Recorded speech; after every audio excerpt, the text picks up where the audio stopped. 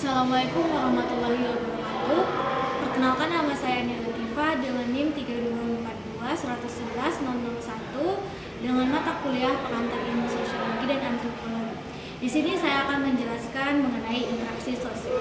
Apa itu interaksi sosial? Interaksi sosial adalah hubungan yang terjadi antara individu dengan individu, individu dengan kelompok, maupun kelompok dengan kelompok. Interaksi sosial itu dapat terjadi melalui kontak sosial dan juga komunikasi.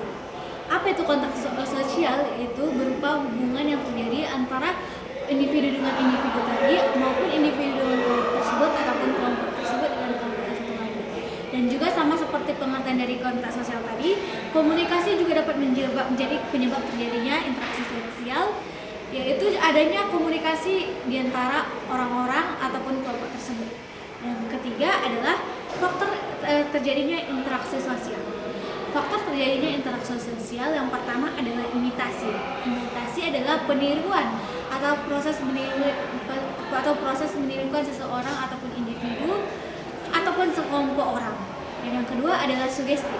Sugesti adalah menyarankan sesuatu yang bersifat memaksa ataupun hanya bersifat sekedar menyarankan saja.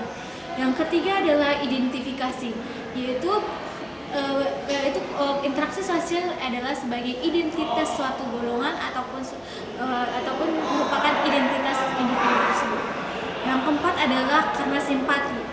Interaksi sosial terjadinya karena adanya simpati, yaitu adanya rasa ingin membantu orang lain, adanya rasa tersentuh hati kita terhadap hal-hal yang merupakan memacu terjadinya interaksi sosial tersebut.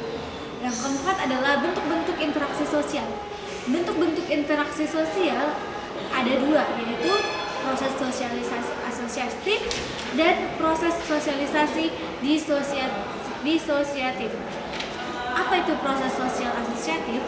Proses sosial asosiatif adalah proses sosial yang terjadi secara baik atau tidak adanya konflik, yang berupa adanya kooperasi, akomodasi, asimilasi. Apa itu kooperasi? Kooperasi berasal dari ko yang berarti bersama-sama dan operandi yang berarti bekerja. Ya, dengan begitu kooperasi artinya bekerja sama. Yang kedua adalah akomodasi. Akomodasi adalah sebagai suatu pola interaksi untuk beradaptasi seimbang antara manusia atau kelompok yang berdasarkan norma dan nilai sosial yang berlaku dalam masyarakat.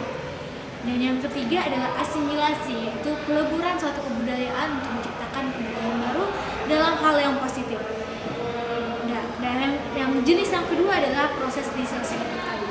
Apa itu proses disosiatif? Yaitu proses interaksi sosial yang terjadi secara negatif, yaitu dampaknya adalah persaingan, kontravensi, dan juga pertentangan. Dan yang kelima adalah pendekatan interaksi simbolik. Pendekatan interaksi simbolik adalah pendekatan yang memacu orang-orang untuk berinteraksi sosial, karena pada dasarnya adalah semua manusia adalah makhluk sosial yang tidak terlepas dari manusia-manusia lain ataupun tidak bisa terhentikan untuk selalu bersosialisasi. Terima kasih, sedikit penjelasan dari saya. Saya Nia Latifah. Assalamualaikum warahmatullahi wabarakatuh.